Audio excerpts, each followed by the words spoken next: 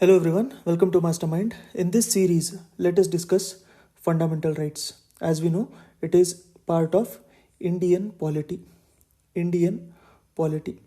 Because fundamental rights is a very big chapter, we will divide that chapter into different parts so that it will be easy for us to discuss in detail about every individual part of this particular chapter. So there are a few chapters like fundamental rights which are very important for us, and they are a lot bigger also. So the first one of that is fundamental rights only. Then you have a chapter on parliament. You have a chapter on parliament. You have chapter on state legislature also. Then there is chapter on president. Then there is chapter on president. So these are one of the biggest chapters in this book to cover, which is Lakshmikant. So Indian Polity by Lakshmikant. So whenever we are studying parliament, we have to study state legislature also. At that point of a time, it will be easier for us to understand the difference. When we are looking at president, we have to study governor. Similarly, when we are studying about prime minister, we have to study about chief minister, because the powers will be similar and we'll know the difference also. Similarly, when we are looking at Supreme Court, simultaneously we can look at High Court also, so that we know the difference. Usually in polity, on the basis of these difference only the questions are asked. So let us start with the fundamental rights.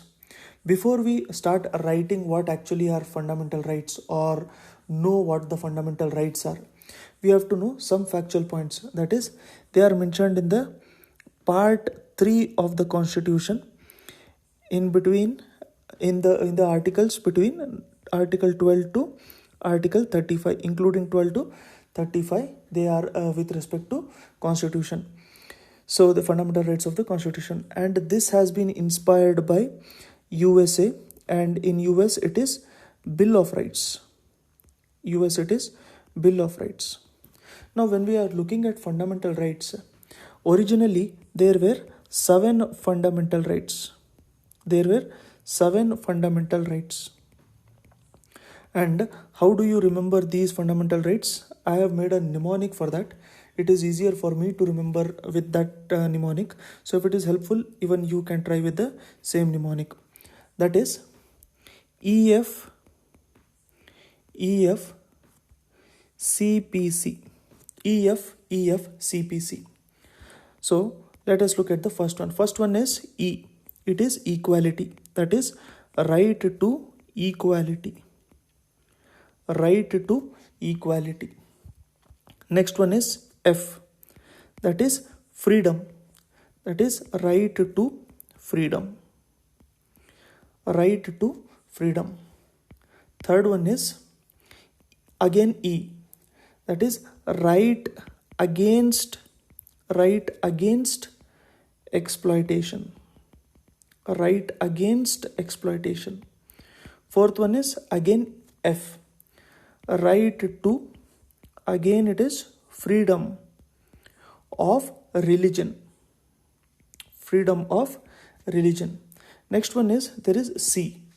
C stands for cultural and educational rights. Cultural and educational rights. Then next one is P.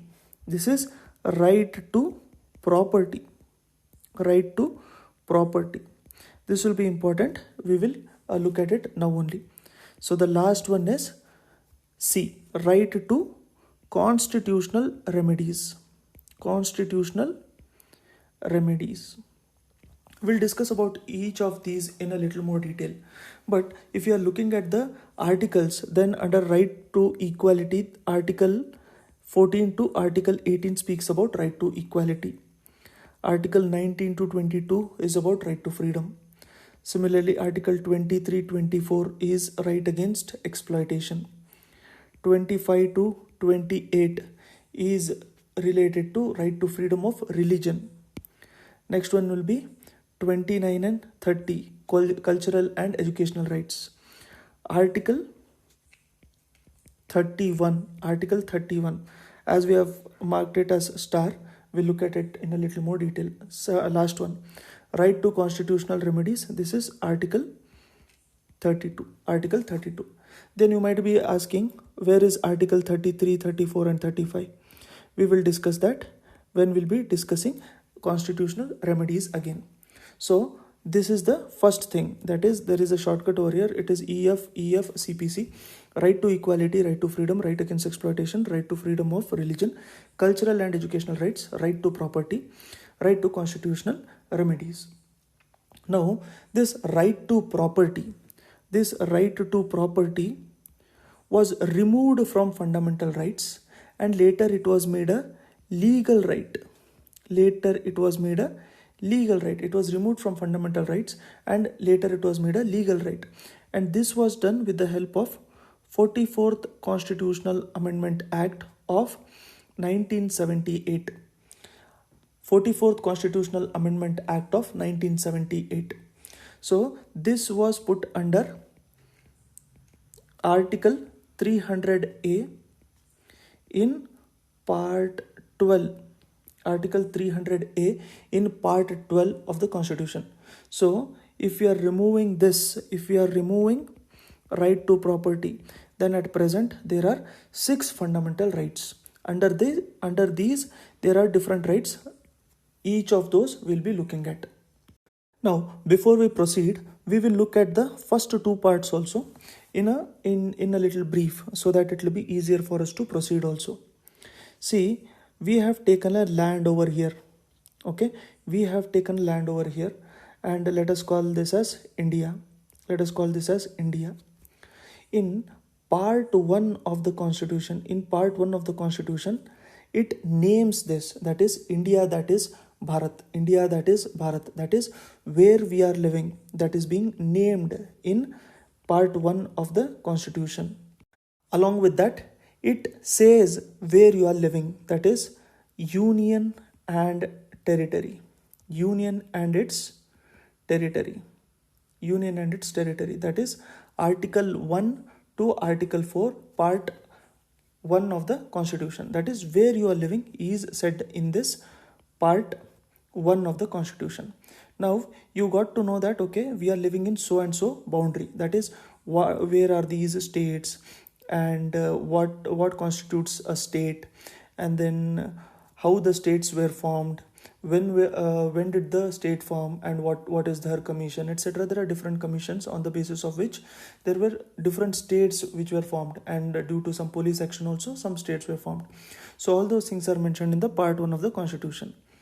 In Part 2, because we are already having the land now, we have to know who will stay over here. That is, who has the right. That is, it is citizenship. Who can stay here? That is, before the Constitution came into place, what are the rules? After the Constitution has come into place, what are the rules? So with respect to citizenship, it is mentioned in the Part 2 of the Constitution. So it is from Article 5 to Article 11. In Part 3, because we are already staying over here, and we got to know that we are citizens, now we have to know what are our rights. So this is a simple process in which I remember. So I thought it will be helpful for you also. In case you want, you can adopt the same strategy in order to remember the parts. So let us continue with the fundamental rights now. So as we have seen that there are 6 fundamental rights for us. At present there are 6 fundamental rights, because the one which is right to property was removed by 44th Constitutional Amendment Act 1978, and it was made a legal right and put under Article 300A in the Part 12 of the Constitution. Now, what are the features of the fundamental rights? So the features of the fundamental rights, in the sense that all these rights which we have seen now cannot be given to everyone who is there in this particular country, because most of us are Indians, correct? But some are tourists or some are foreigners, etc. So the Constitution itself says that what is applicable to whom. So in the first point itself, they say that some of these fundamental rights are only available to citizens. are only available to citizens, while others are available to all the persons, that is if it is citizens or foreigners or legal persons like corporations, companies, etc. So some are applicable only to citizens. You have to know what are these fundamental rights which are applicable only to the citizens. Next one is the fundamental rights, though we have, they are not absolute. They are not absolute. That is, they are qualified. They are qualified. In other words, the state can impose reasonable restriction on them. That is, whenever the state want, it can impose reasonable restriction on them. And these reasonable restrictions are also something which we have to remember and which you have to keep in mind, as in what exactly constitutes to be a reasonable restriction. So if the state has put a reasonable restriction on, let's say, some fundamental right, then that restriction, if it is reasonable or not, is decided by the court. Now all of these fundamental rights are available against arbitrary action, that is the state action. When I say state, we will define what exactly is a state. That comes in the first article only. So for now, whenever we are telling state, you just have a thing in mind that we are speaking about the government as a whole. It is not union government, it is also the state government, it is also the local government, it is also the administration. So these fundamental rights are available against the arbitrary action of the state. They are also available against the action of private individuals. Now it might have been a little confusing for you, but you just hold on for a moment. Later on it will get easier for you. So all of them are available against the arbitrary action of the state, but some of them are available against the private individual also. Some of the fundamental rights are positive in character, while some of the fundamental rights are negative in character. That is, positive in the sense that they offer privileges, negative in the sense that they have limitations. Most importantly, fundamental rights are justiciable. What is justiciable? That is, if any of these rights are violated, then you can approach the court directly. They are defended by Supreme Court. That is, they are guaranteed by Supreme Court itself. Also, Parliament has a right to change things in this fundamental rights, but the restriction is that such change can happen only after constitutional amendment.